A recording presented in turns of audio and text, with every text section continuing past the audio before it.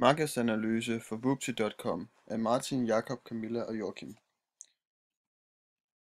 Indholdsfortegnelse. Der er en formål med analysen, problemformulering, analysebehov, dataindsamling, bearbejdning og analyse af vores data, rapport og konklusion og perspektivering og en anbefaling.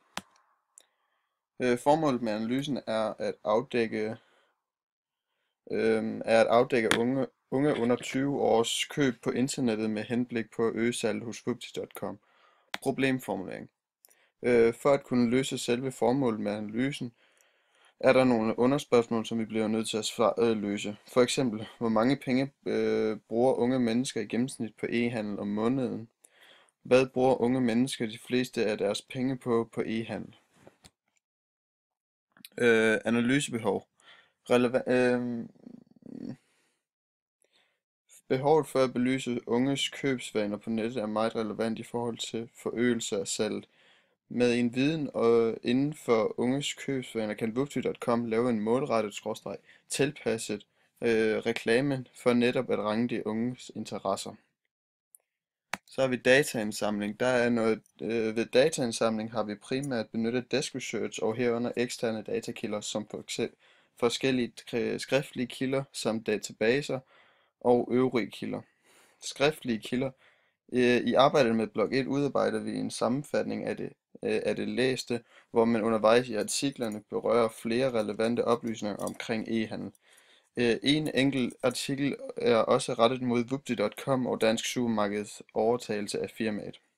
Så har vi også vores spørgeskema, og i forbindelse med dataindsamling har vi benyttet os af den kvantitative datakilde. Spørgeskemaet er bygget både på åbne, lukkede og rangordens- og skalaspørgsmål. Respondenterne er udvalgt på baggrund af bekvemmelighedsudvælgelsen. Databaser og øvrige kilder. Gennem statistikbanken.dk, Danmarks Statistik og Euromonitor og forskellige links fra nettet, herunder for eksempel Wupti.coms egen hjemmeside. Så er der noget databehandling, hvor vi kan se, at hvad folk handler på nettet.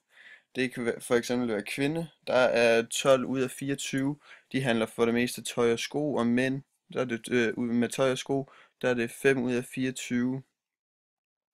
Og folk, som ikke handler på nettet, der er det kun en ud af 24, der ikke handler på nettet.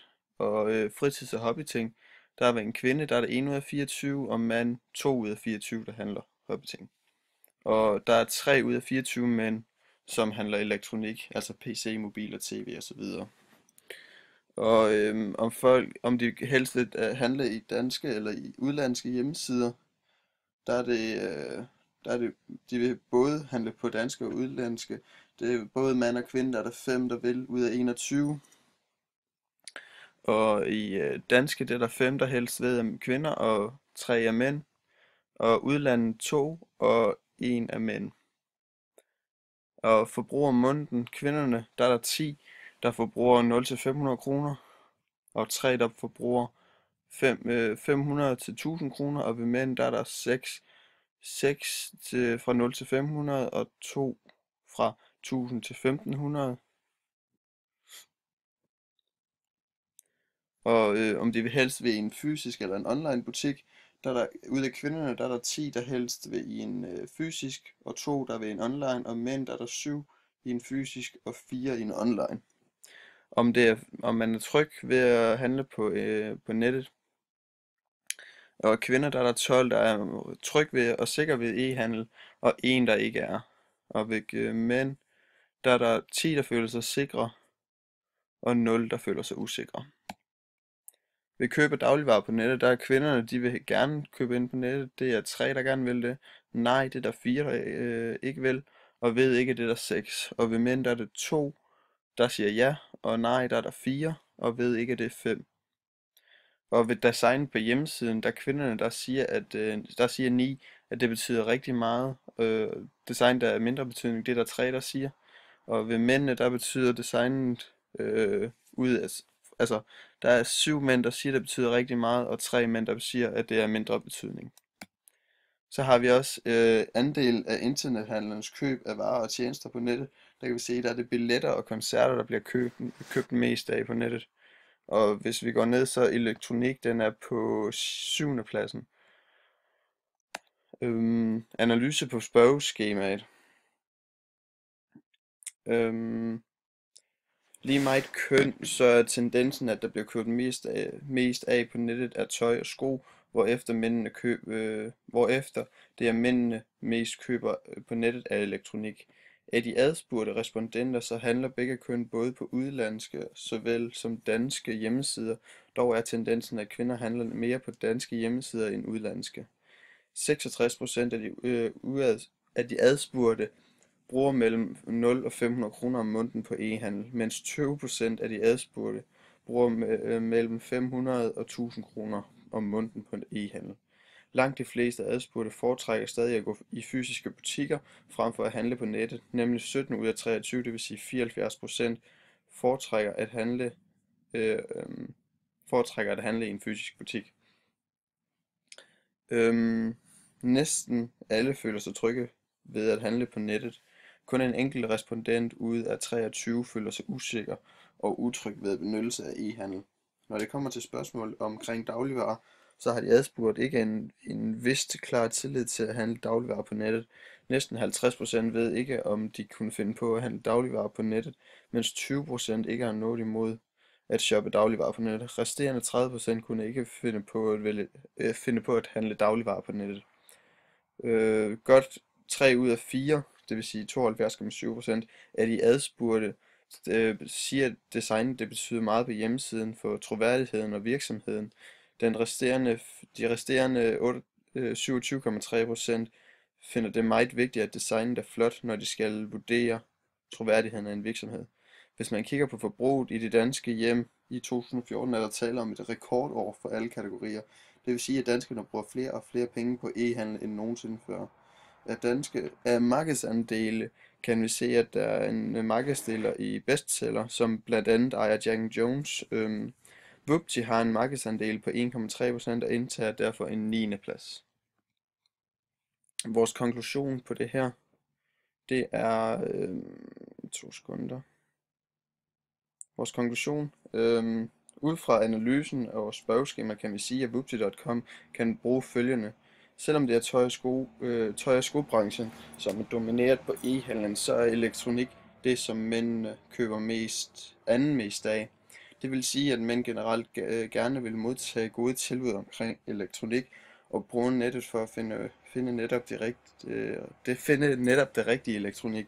Dette kan Vupti.com bruge til noget. Det er godt for Vupti.com at vide, at mange stadig køber på danske hjemmesider frem for de udenlandske. Da Vupti.com primært er en netbutik, og langt de fleste af de adspurgte foretrækker at gå i en fysisk butik, frem for at shoppe online, så er det der ikke godt for Vupti. Virksomheden ejer dog en mindre butik i Odense, men det bruges primært til demonstrationer af elektronik osv. En positiv ting for Vupti er, at næsten alle af de adspurgte føler sig trygge og sikre med at handle på nettet. Vupti.com er mærket med e-mærket, som er sikkerhed, for de er godkendte til at drive webshops uden snyd og bedrageri. Desuden er e-mærket også certifikat for god købsoplevelse. Generelt ses virksomheder med e-mærket som værende troværdige. For mange af de adspurgte ses design som en vigtig del af troværdigheden til virksomheden. Vupti.com har fået lavet deres webshop af Hedehuset, som blandt andet har lavet webshops for flere forskellige virksomheder rundt i Danmark. Derved kan det konstateres, at et godt design gør meget for troværdigheden fra kunderne. Ifølge Euromonitor har Vupti.com fra år 2013 til år 2014 mistet en lille del i markedsandelen. Det er da ikke godt for Vupti.com, da e-handel ellers stormer fremad. En god ting er dog, at alle de kategorier, som Vupti.com repræsenterer inden for e-handel, er stormet frem, og i 2014 et rekordår. Det er positivt for butik som Vupti.com. Vupti.com optræder inden for kategorierne Consumer Electronics, Video Games, Hardware og Media Products. Og så er der vores perspektivering til Coop Danmark, eller Coop Danmark. Kort om Coop, Coop. Coops hjemmeside er bygget op således, at den er opdelt meget op i kategorier. Man kan via deres hjemmeside handle forskellige non-food varer, men hvis man ønsker dagligvarer, skal man klikke sig ind på de enkelte butikker, som Coop ejer. Så var der også en artikel om Dansk Supermarked. Artiklen er skrevet af Børsen den 14. august 2014. Den omhandler, at Dansk Supermarked har ansat en ny medarbejder, Kenneth Nielsen, som skal stå for alt e-handel, der har noget med Dansk Supermarked at gøre. Man er dog i starten lidt tilbageholdende omkring salg af dagligvarer på nettet, selvom andre butikker som Irma, Nettorvet og Superbest er så småt begyndt på det. Det er dog et marked, som de overvejer nøje. Så er der vores anbefaling til Rema 1000. E-handel oplever pt. En kæmpe udvikling. 2014 var rekordåret indtil videre for salg på nettet. Dette er gældende i alle kategorier. Dagligvaremarkedet oplever ligeledes vækst, men er dog ikke så meget på handel på nettet endnu. Dette fremgår af grafen andel af internethandlens køb af varer og tjenester på nettet, hvor dagligvarer kun udgør 30% af al handel på nettet. Ud fra vores spørgeskema kan det konstateres, at respondenten stadig foretrækker at komme i en fysisk butik frem for at handle online. Folk er stadig af den opfattelse, at man ikke ønsker at handle dagligvarer på nettet, eller stadig ikke er sikre på det. Kun ca. 20% kunne finde på at handle dagligvarer på nettet. En positiv ting er dog, at alle respondenterne på nær 1 føler sig sikre og trygge ved at handle på nettet. Et flot design betyder meget for, om kunden har troværdighed til virksomheden. Vores anbefaling lyder derfor på, at selvom der er fremgang i e-handlen generelt, så er der dagligvarehandlen ikke fået til store gennembrud endnu. Dog skal man stadig være opmærksom på, da det er et marked, som nok i nærmeste fremtid får sit gennembrud. At anbefalingen vil lyde på, at man skulle gøre ligesom Dansk Supermarked og ansætte en, der tager sig af alt e-handel og overveje markedet nøje.